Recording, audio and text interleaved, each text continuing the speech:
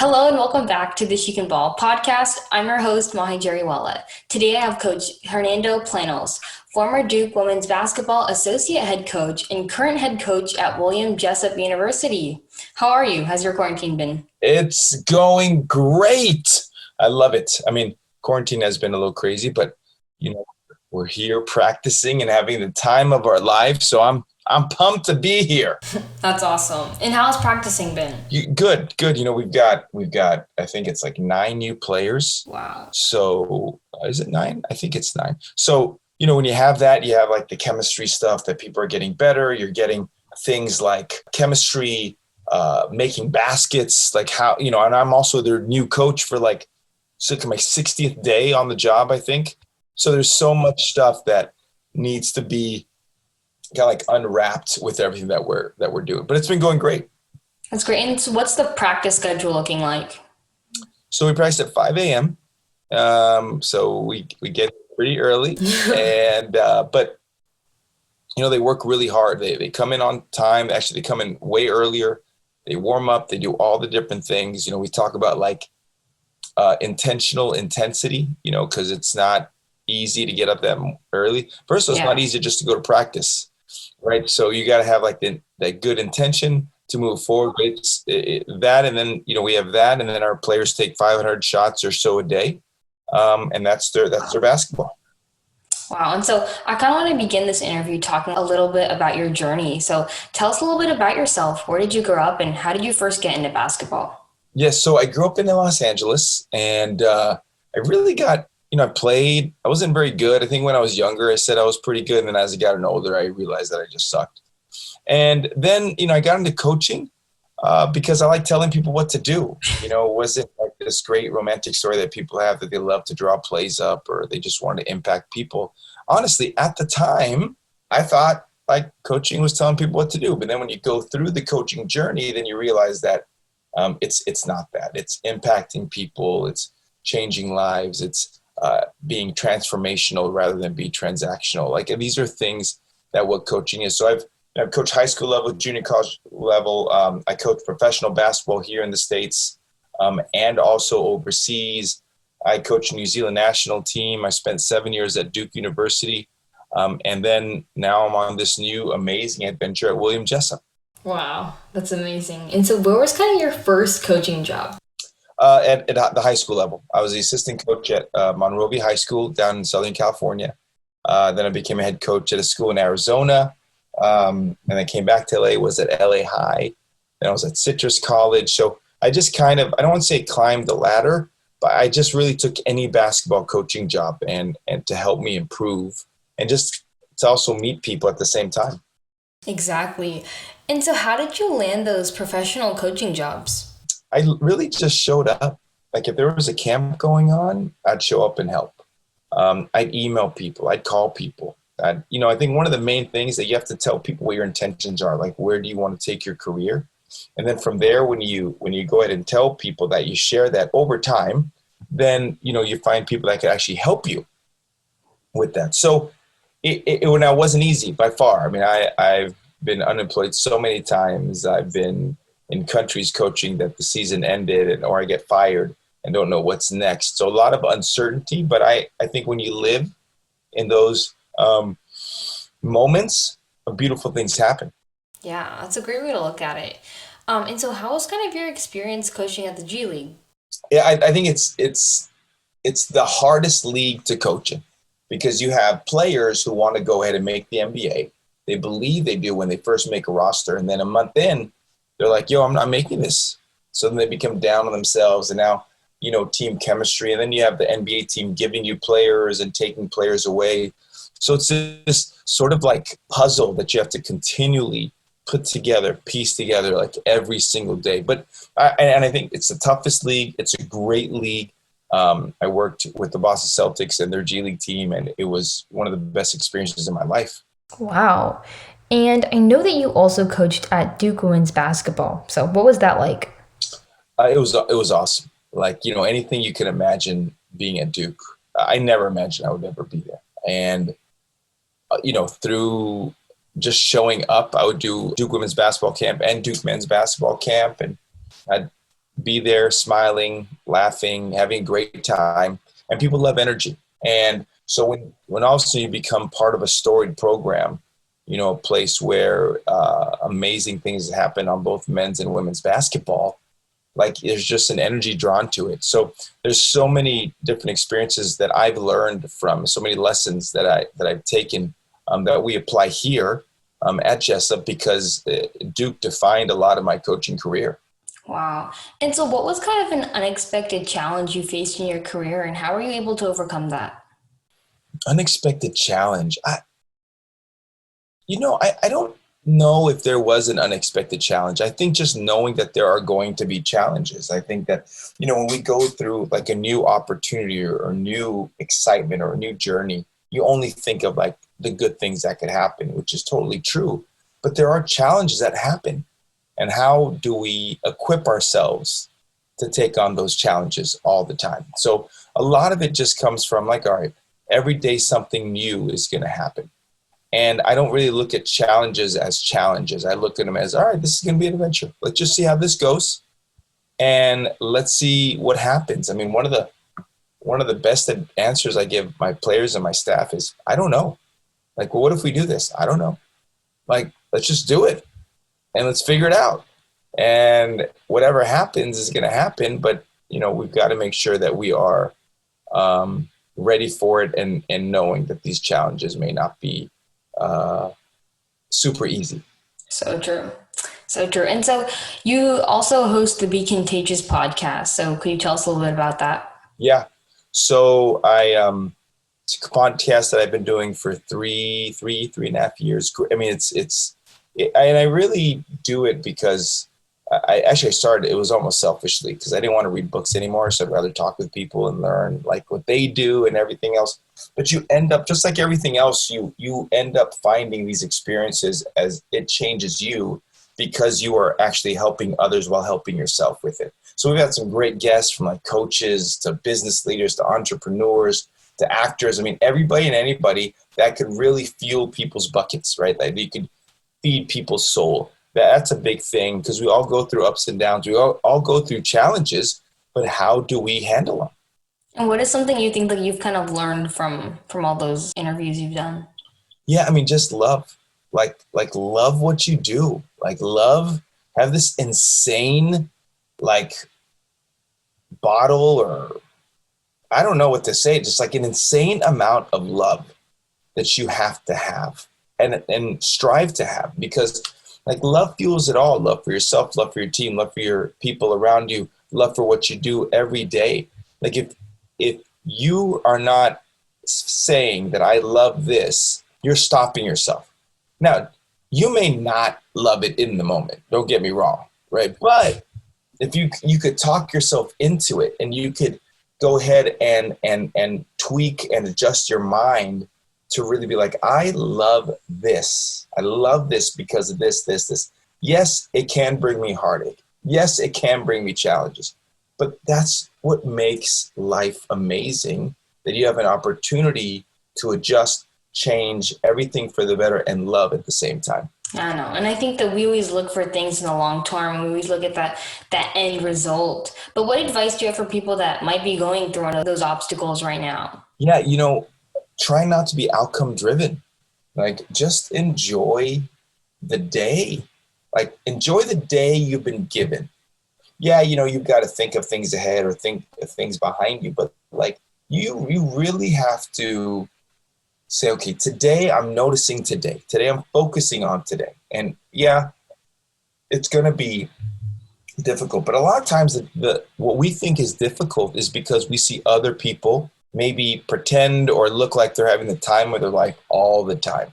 And they have their own heartaches as well too. And we just kind of forget that. We kind of don't want to like, oh, look, they're laughing on an Instagram post. Yeah, but that's not like 24 hours a day. You just keep looking at it. So you think that their life is grand. You think everything's great. So really like noticing what's happening today. And as much as uncomfortable as you may be feeling, like embrace that. And then start loving the different things. Start adjusting and changing your life for the better. And do that. And you're going to see your life going in a better direction. Awesome. And I know that William Jessup plays in the NAIA division. Do you want to tell us a little bit more about NAIA basketball? Yeah, it's awesome. Like there's no rules. No, there's I think I love it because you have the capability, the opportunity to go ahead and have real relationships with your student athletes, right? I don't want to say there's more time. There's probably actually less time because you have to do more things, but you're here for the student athlete experience, right? They're here to play basketball, but that's not who they are. Like, I mean, I'm sorry, that's not what defines them. At Yeah. Division I level, like, they always say you're more than an athlete, but the schedule doesn't allow you to be more than an athlete. At the eye level, you could be an athlete, you could do basketball, you could go on a trip to save the world, you can start your own company, you can go ahead and be part of clubs on campus, like all these different things that can be harder at the Division I level. And like, what do you think is the main difference between NCAA D1 and NAIA D1? I mean, ESPN, like TV, right? Like, I think that's the biggest difference, right? We all play basketball. Yeah. We all make shots. We all miss shots. We all run up and down the floor. We all have team huddles. We all practice. All of these things, maybe someone's 1 inch shorter, right? Or whatever. But there's no ESPN for the NAIA level, which one day there will be, I There think. should be. But, and even Division II, Division III, but we all play basketball. We all play for the love of it. We all enjoy what we do, and we all get to go to school and play basketball and coach basketball, for that matter. And you've recruited so many athletes, whatever level that may be. So what do you look for when recruiting athletes? Can you score? Like, that's it. Are you going to score and shoot the basketball? Like, so many times people get caught up on being good defensive player, good rebounder. No, you need people who can put the ball in the basket. Plain and simple. If you look at every championship level team, they've all had people who could score. So if you look at Connecticut or South Carolina, they were all players who in high school were scorers. When they go to college, that's when they become, the type of player they are, whether it's defense, whether it's rebounding, etc. But you've got to be able to score. You've got to be able to shoot the ball. And for a lot of players too, like, for a lot of, young ladies playing basketball, if you're trying to be a recruiter, you got to shoot it. You could be a gifted scorer, but if no one knows you're a gifted scorer because you're not shooting, then you're not a gifted scorer. Yeah. I mean, it's plain and simple. So shoot the ball. I tell everybody, just shoot the ball. Even if you miss. If you go 0 for 10, yes, you should probably make at least one, or you should go practice more. But if you go 0 for 10, you're showing that you're not afraid to shoot the ball.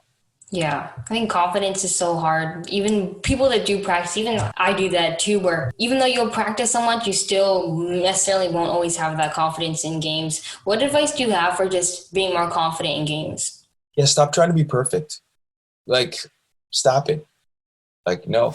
People don't shoot because they are afraid to miss because then they're imperfect. Yeah. Right? But, like, stop chasing perfection and start chasing excellence. Like, be excellent at taking shots, be excellent at getting open, be excellent at being a great teammate, be excellent at all those things. And then all the other stuff, fills in. But I think when players are trying to be too perfect, when they're like, well, should I cut here or cut here? Just cut, right? Yeah, you could adjust your cut and be a better angle. But if you teach your players how to play and how to be great with what we call broken play basketball, not set play basketball, then you're going to win more games and you're going to gain more confidence that way. Yeah, so kind of going off that, what is kind of your own coaching philosophy? I don't like a lot of set plays. Like, let's just learn how to play. Let's go ahead and, create things. You've been playing basketball for so long, so you know how to play basketball, right? Let's just adjust it. Let's put the framework in. I don't like to slow down the game. The game is meant to be pushed. The game is meant to have a lot of scores. So let's do that. Yeah, I think even right now with youth basketball, there's so much zone defense and these set offensive plays, and kids don't actually learn how to just play basketball. When you really think about it, right, if you look at shooting percentages, they're all like 40%, right? So that's 40%. And when people run plays, a lot of them aren't even executed. Maybe in the NBA, yeah, because they can shoot at a high level. But if you watch college or high school, yeah, there are some set plays that work, yes. But like for the most part, who is rebounding, right? Who is chasing down the loose balls? Who is doing the deflections? Like you do those things, you have a better opportunity of actually winning. So true. And you've also coached basketball at both, men and female at the professional and all these other levels. And so how do you think the basketball industry treats women's basketball differently than men's basketball? I mean, they definitely do, but I think it's just really more of a generational thing right now.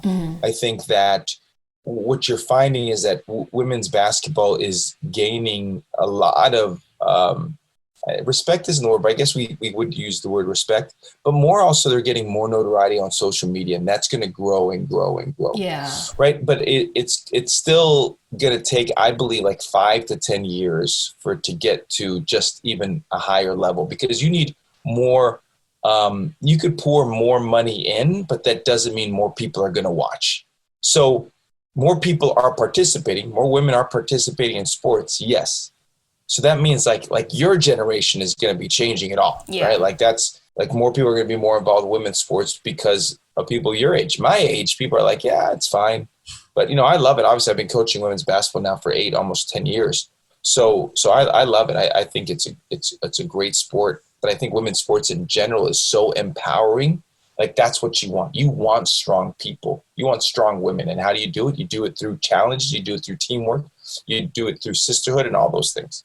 Awesome. And this is kind of going back though, but what do you think kids should be working on right now, with the pandemic going on and stuff? Yeah, I mean, ball handling is always good. I think if they have an outdoor hoop, you got to learn how to make shots all the time.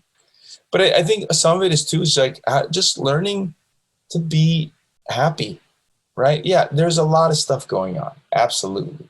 Right. But, if you have a great positive mindset, if you believe in certain things, great things always happen.